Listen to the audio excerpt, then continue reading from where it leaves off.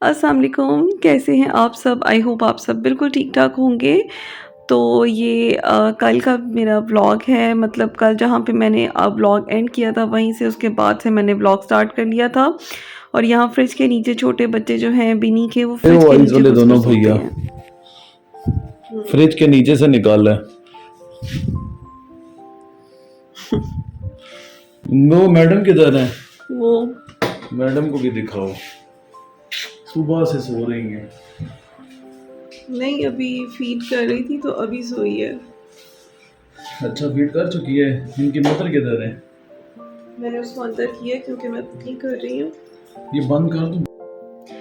तो मैं बस खाना बना रही थी और खाना बनाकर फिर मैंने जाना था मम्मा की तरफ, और मैं वो छोला पुलाव बना रही थी ना, मैंने आपको कल भी बताया था। अच्छा, इतनी मेहनत वाला काम है, इतना ज़्यादा मेहनत वाला, बिल्कुल हलीम जितनी मेहनत होती है, और टेस्ट भी ऑलमोस्ट वैसा ही था इसका। रेसिपी रिकॉर्ड मैंने इसलिए नहीं की क्योंकि मैं फ़र्स्ट टाइम बना रही थी, तो लेकिन मेरा ये, मैं इस रिज़ल्ट पे पहुंची हूँ कि इतनी मेहनत आपने करनी है, इसको बनाने से बेहतर है कि आप हलीम बना लें। ठीक है, तो बस अब खाना वगैरह खा लिया हमने, और अब हम जा रहे हैं मम्मा के घर। मम्मा के घर स्वीटी के बेबीज़ पैदा हुए हैं, तो चले वहाँ चलते हैं। ओए स्वीटी, छोटे छोटे काके, दीदी ने बहुत तंग किया उनको, देखो फीड करवाओ। इतने छोटे छोटे, बहुत छोटे बच्चे, बाल बहुत है ना, तो कुछ पता ही नहीं चल रहा। दो नहीं पी पा रहे हैं। मिल ही नहीं रहा। हाँ, ये वाला तो पी रहा है। ये देखो, हाँ हाँ, अच्छा एक मिनट।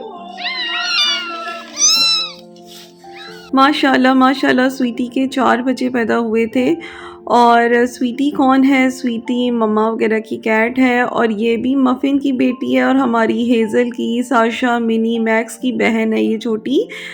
तो इसके बेबीज़ हुए हैं। और ये आपको पता है, जो हमारी छोटी मिनी है, ये छोटी मिनी की मम्मा है। तो छोटी मिनी जब छोटी सी थी तो मैं उसको अपने घर ही ले आई थी। तो अब स्वीटी के बेबीज़ पैदा हुए हैं, लेकिन वो फ़ीड नहीं कर पा रहे। बहुत सारे लोगों को ये इशू होता है कि वो कह रहे होते हैं कि उनकी कैट के बच्चे पैदा हुए हैं और वो फ़ीड नहीं कर रहे हैं। तो ये 2-3 दिन मेहनत करनी पड़ती है, ख़ुद बच्चों को फ़ीड करवाना पड़ता है। और जो न्यू बॉर्न किटन्स होते हैं उनको हर 1-2 घंटे के बाद फ़ीड करना ज़रूरी है, वरना वो बहुत वीक हो जाते हैं। और यही वो स्टेज होती है जब इनकी इम्यूनिटी जो है वो बिल्ड अप होती है, इसलिए दूध पिलाना इनको बार बार बहुत ज़रूरी है। उसके हेयर लॉन्ग होने की वजह से ना बच्चे दूध नहीं पी पा रहे थे, तो अभी मैं स्वीटी के हेयर जो है यहाँ से ट्रिम कर दूँगी। अस्तगफिरुल्लाह, चल चीटी ऐसे हो।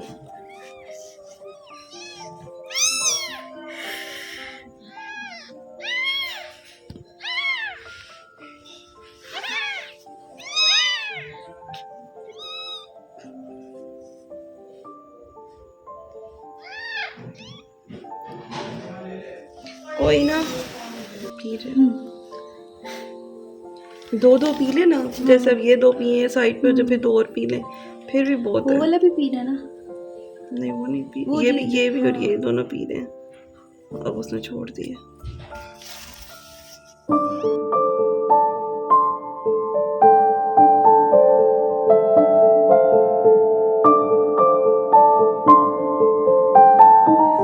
पहले मैंने इधर से रेज़र मंगवाया था, लेकिन वो जो रेज़र था ना वो टूट गया, आते ही टूट गया।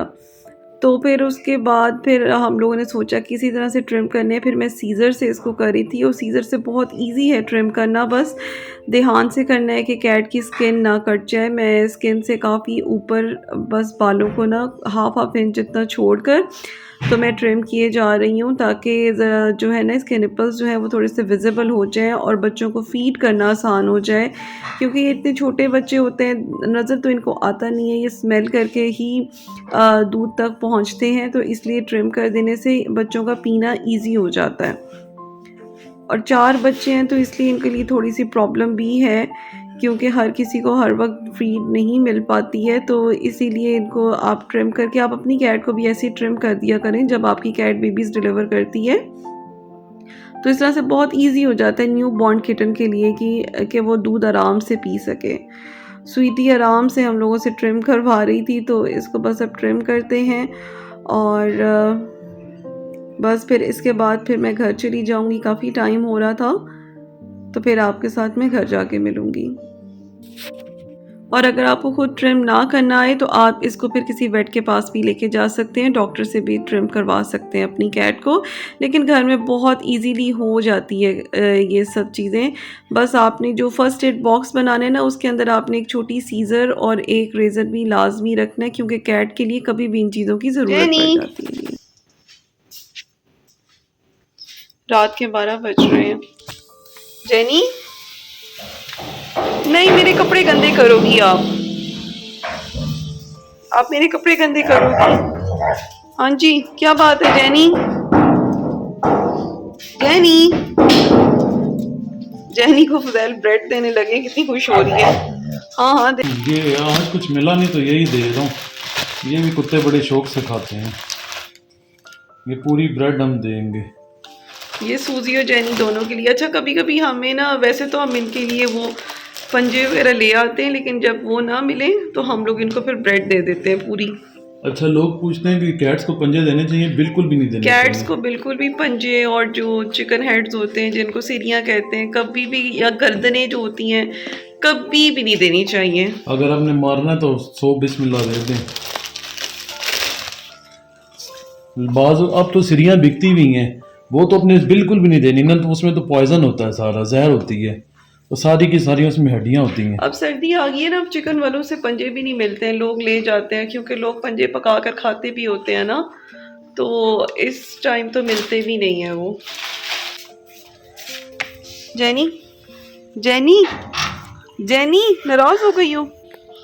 ये सारा भर गया। अब ये बड़े अच्छे तरीके से खाएंगे। फुज़ैल ना, ये जो स्कूबी के लिए जो चिकन बॉईल करते हैं ना, तो उसी की यखनी के अंदर ही डाल कर दे देते हैं इनको ब्रेड, तो ये बड़े शौक से खाते हैं चिकन सूप के अंदर ना।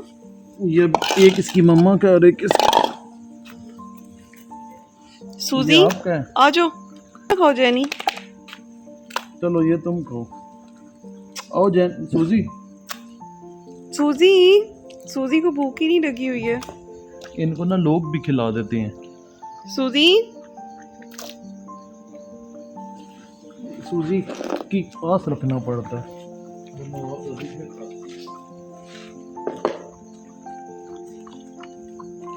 नहीं, उसका मूड नहीं है आज, लगता है पेट भरा हुआ है। ब्राउनी अपने आप को वॉश करवा कर आई है। ये देखो ड्रायर से डर रही है।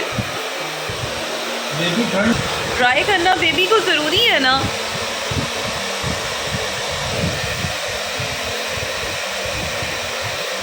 बहुत पास ना करना बेबी।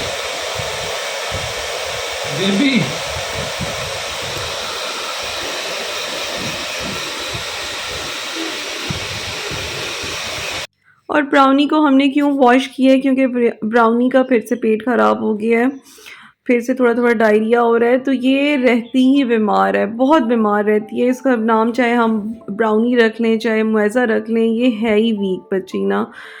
अल्लाह ताला इसको सेहत दें। इसने तो, मैं इसकी वजह से बहुत ज़्यादा परेशान रहती हूँ, और अब मैंने डिसाइड किया है कि अब मैं इसको अपनी वीडियोस में नहीं दिखाया करूँगी, कभी कभी दिखाऊँगी, अदरवाइज़ मैं ब्राउनी को अपनी वीडियोस में बहुत कम। ब्राउनी इधर आए, बेबी ब्राउनी, फ्लफी बॉल छोटा सा।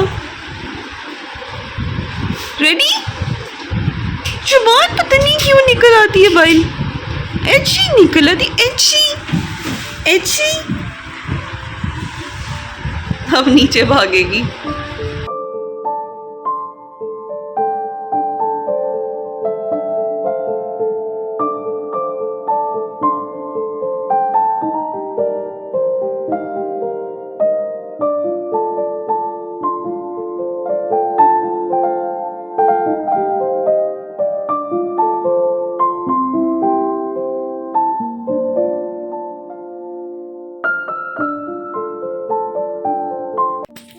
तो यहाँ अब नेक्स्ट मॉर्निंग का ये टाइम है और मैं ब्रेकफास्ट से पहले ही करेले छील कर रख रही थी, क्योंकि करेलों का काम थोड़ा सा ज़्यादा होता है।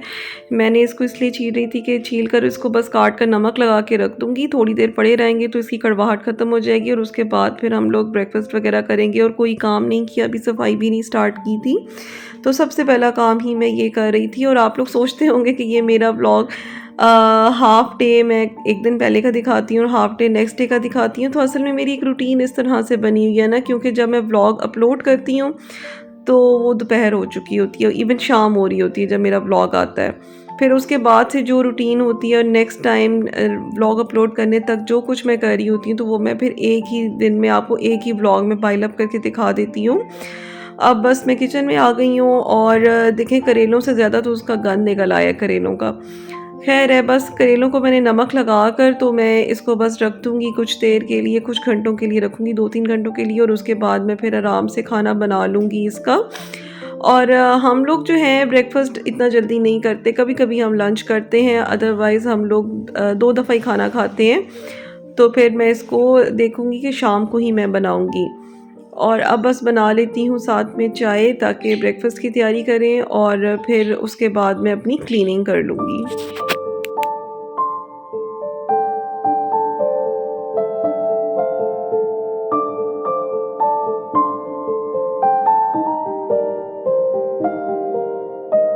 ब्रेकफ़ास्ट के फ़ौरन बाद मैं अपना किचन क्लीन करती हूँ और होब को भी मैं ब्रेकफ़ास्ट के बाद क्लीन करती होती हूँ, क्योंकि सबसे ज़्यादा जो है ना हमारा होब या हमारा जो बर्नर होता है चूल्हा, वो ब्रेकफ़ास्ट के बाद ही गंदा होता है, चाय गिरती है, जो ऑयल जो है वो उड़ उड़ कर आ रहा होता है। तो इसलिए मैं सबसे पहले तो किचन ही क्लीन करती हूँ और मैंने इसके ऊपर अपना जो स्प्रे है वो करके रख दिया है ताकि थोड़ा सा सॉफ्ट हो जाए। और ये मेरी एक ट्रे है ऑयल वाली, इसको भी मैं स्प्रे करके तो बस एक टॉवल के साथ वाइप कर रही हूँ। ये जो मेरा ये है DIY स्प्रे है। इसमें मैंने जो डिश वॉशर होता है लेमन मैक्स वो थोड़ा सा डालती हूँ, पानी और सिरका, ये 3 चीज़ें डाल के मैं इसको बना के हर वक्त रखती हूँ और इसी से ही किचन मेरा क्लीन रहता है, क्योंकि इससे ग्रीस भी ख़त्म हो जाती है। तो आप भी ये बना के रखें, बहुत इजी हो जाता है इसके साथ किचन को साफ़ करना और हर वक्त क्लीन रखना बहुत इजी हो जाता है। अब देखें थोड़ी देर मैंने उसको रखा, वो सॉफ्ट हो गया, तो बस अब मैं उसको स्टील वूल के साथ और स्कॉच ब्राइट के साथ अच्छी तरह से मैं क्लीन कर लूँगी। जो चाय गिरी थी उसके दाग भी उतर जाएंगे और बिल्कुल सब कुछ क्लीन हो जाएगा। और साथ में किचन टॉवल के साथ मैं अब इसको अच्छे से क्लीन कर लूँगी। और किचन की जो है ना क्लीनिंग तो डेली होती है, लेकिन डीप क्लीनिंग जो है वो हमें मंथ में एक दफ़ा लाजमी करनी पड़ती है। अच्छा, मंथली क्लीनिंग डिफरेंट होती है, वीकली क्लीनिंग डिफरेंट होती है। अगर आपको डिटेल मेरी किचन की क्लीनिंग चाहिए तो मुझे बताइएगा, उस पर मैं एक और वीडियो बनाऊंगी इंशाल्लाह और फिर अपलोड करूंगी अपने दूसरे चैनल पर। तो यहाँ पर ना मैं किचन की टाइल्स की क्लीनिंग कर रही हूँ और उसके लिए मैं ले रही हूँ डोमेक्स, जो येलो कलर वाला होता है वो मैंने लिया है, और एक मैंने पुराना स्कॉच ब्राइट ले लिया है जो कि मैं बर्तनों के लिए यूज़ नहीं करती, और उसके ऊपर डोमेक्स लगा कर तो अच्छी तरह से मैं टाइल्स के ऊपर लगा लूँगी और इसको मैं 5 से 6 मिनट तक लगा रहने दूँगी। और फिर इसको स्क्रब करके अच्छी तरह से तो मैं इसको क्लीन कर लूँगी किचन टॉवल के साथ अच्छी तरह से। तो ये इससे बहुत अच्छी एक तो क्लीनिंग हो जाती है। आपको ये करना चाहिए ना कि आप या तो एक डोमेक्स लेकर आप स्पेसिफिकली किचन के लिए ही रख लें जो सिर्फ किचन में यूज़ हो। लेकिन मैं क्या करती हूँ कि मैं जब भी नया डोमेक्स लाती हूँ ना, तो मैं उसको वॉशरूम में यूज़ करने से पहले मैं उसकी एक दफ़ा किचन की डीप क्लीनिंग कर लेती हूँ, उसके बाद जो मैं उसको फिर बाद में यूज़ कर लेती हूँ। तो ये मेरी मंथली क्लीनिंग में आ जाता है, इस तरह से डीप क्लीन किचन हो जाता है, टाइल्स बहुत अच्छी तरह से क्लीन हो जाती हैं। तो आपके अगर आप चाहते हैं कि मैं पूरे किचन की डिटेल क्लीनिंग आपको बताऊं कि मैं क्या क्या कुछ कर रही होती हूँ, तो इंशाल्लाह फिर बताइएगा, मैं उसके ऊपर वीडियो ज़रूर बनाऊंगी, क्योंकि ये तो मेरा रोज़ का काम है और मैंने रोज़ ही ये क्लीनिंग करनी होती है। और एक मैंने एक्स्ट्रा टूथब्रश भी रखा होता है किचन में, क्योंकि ये भी किचन की डीप क्लीनिंग में बहुत हेल्पफुल होता है। कुछ जगह ऐसी होती है जहाँ पे छोटी-छोटी जगह को छोटे ब्रश के साथ क्लीन करना पड़ता है। तो जिस तरह से ये टाइल के जॉइंट्स हैं, तो यहाँ पे भी मैं यही डोमेक्स लगा रही हूँ। बस 5 मिनट रखूँगी और फिर इसको मैं क्लीन कर लूँगी। अच्छा, इस टाइम पता है क्या हुआ, मेरे फ़ोन की बैटरी हो गई लो और मेरा सेल ऑफ हो गया और मुझे लग रहा था कि वीडियो बन रही है, लेकिन वीडियो स्टॉप हो चुकी थी। तो मैंने बाद में इसको किचन टॉवल के साथ मैंने उसको बार-बार वॉश करके ना, मैंने कोई 5 से 6 दफ़ा इसको अच्छी तरह से साफ़ किया था। ठीक है, तो आज की वीडियो बस यहीं तक है मेरी, यहीं पर मैं एंड करूँगी। मिलूँगी अब आपके साथ नेक्स्ट वीडियो में। अल्लाह हाफ़िज़।